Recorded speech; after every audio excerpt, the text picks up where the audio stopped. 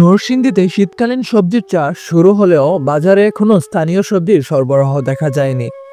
বেগুন, মরিচ, ফুলকপি, বাঁধাকপি, টমেটো, সিম ও মূলা সহ নরসিংদীর ঐতিহ্যবাহী সবজি এখনো কৃষকদের জমিতেই রয়েছে। ফলে নরসিংদীর বাজারগুলোতে বগুড়া, মানিকগঞ্জ, সাভার সহ দেশের বিভিন্ন অঞ্চল থেকে আমদানি করা সবজি সরবরাহ করতে হচ্ছে।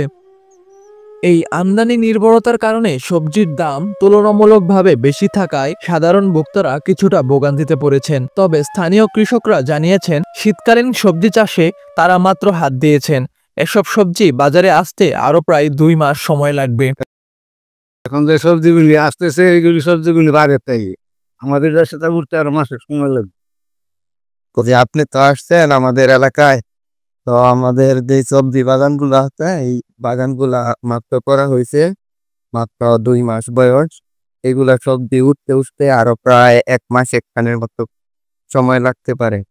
এটা বাজারজাত হইতে আরো প্রায় 1 মাস 15 দিনের মতন সময় লাগতে পারে।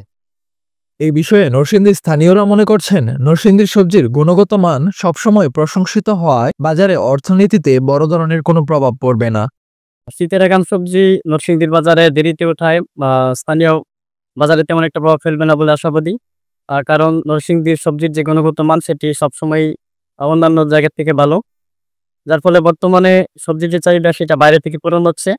নরসিংদীর এই সবজিটা দেরিতে উঠলেও স্থানীয় অর্থনীতিতে তেমন একটা প্রভাব ফেলবে না বলে আশাবাদী। নরসিংদীর মাটি ও জলবায়ুতে উৎপাদিত সবজির স্বাদ ও মান অন্যান্য অঞ্চলের তুলনায় ভালো হয়। স্থানীয় সবজির প্রতি চাহিদা বরাবরই বেশি থাকে।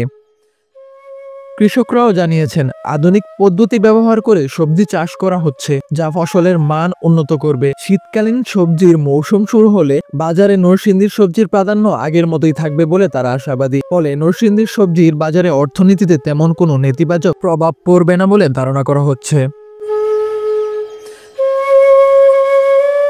মোহাম্মদ হাসিব, নরসিংদী টিভি।